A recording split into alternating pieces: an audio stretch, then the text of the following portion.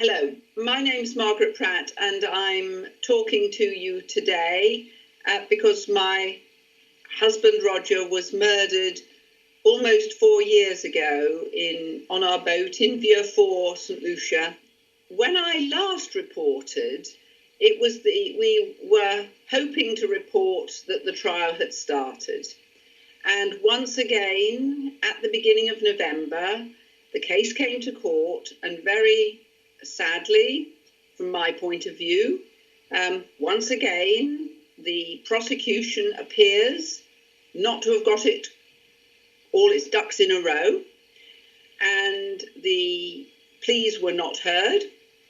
My understanding is the reason that pleas weren't heard and the trial didn't start was for two reasons.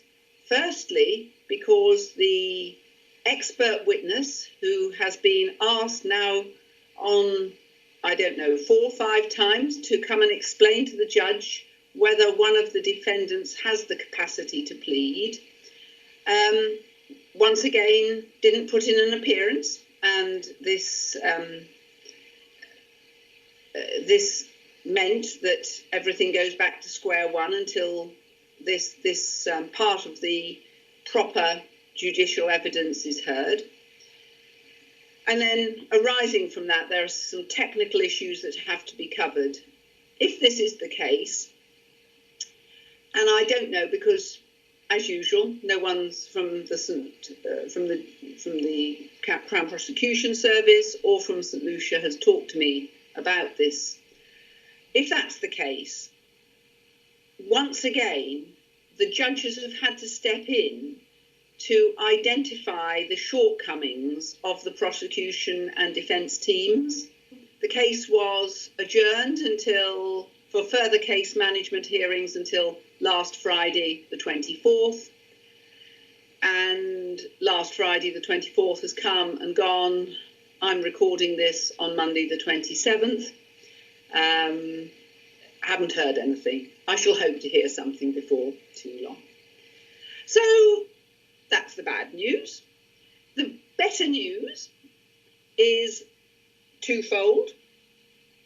Firstly, the Director of Public Prosecutor, Mr Dasrian Green, has promised the Foreign and Commonwealth Office an update on all the cases relating to British citizens in the St Lucia courts. That's now well outstanding. I'm told it's 5 weeks late, but again, it would be good to have that response. In addition, I did have a phone call with the St Lucia Prime Minister, Mr Allen Chastanet, who very, very generously called me from his car on his way to the airport last week, the 20th. I was really, really appreciative of him taking the time out of his busy schedule to call me. He majored on the investments that he had made in the infrastructure, capacity and capability underpinning the St Lucia courts, which of course I welcome. His view is that he can't interfere with the judicial systems. I completely agree. Of course he can't. As a politician, he mustn't interfere with the judicial processes. What I explained to him was my continuing frustration about the lack of communication and my strong feelings about the competence issues. I don't understand why the trial is being delayed. No one can explain that to me.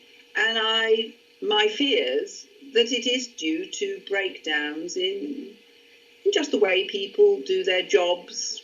I'm looking forward to Mr Chastanet's promised phone call later this week, once he's received a brief from the DPP and colleagues. I really appreciate him promising me a phone call, and I'm looking forward to hearing what he's got to say, what he's been able to learn. The other thing, I was very pleased to be able to talk to a conference of Foreign and Commonwealth Office and Home Office leaders about how it feels to be a victim in a foreign country and the support and encouragement that the Foreign and Commonwealth Office can provide in this country. I was very pleased to be able to tell my story. I met with the Minister, Rory Stewart, who's in charge of consular affairs. What a super person. And he evidenced very, very clearly his own personal experience of, in his instance, repatriating the body of a friend from abroad, and the problems and challenges that faced. It really resonated with me, and I thought, there are others that understand what we're going through. They are sympathetic, they are supportive, and that was a very good experience, and I'm hopeful that I may be able to help further if that's what the FCO would like to do.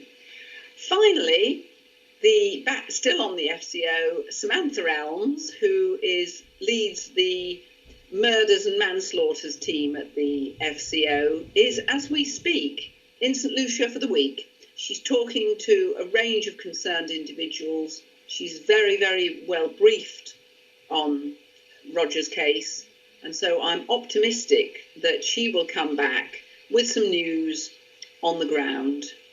As and when I hear from my attorney about the outcome of the 24th, I'll do a little blog update. Please keep reading, please keep sharing, please keep following. That's how we get our traction and keeps up the Justice for Roger case right at the forefront of the government's mind, which is where it needs to be. Thank you ever so much.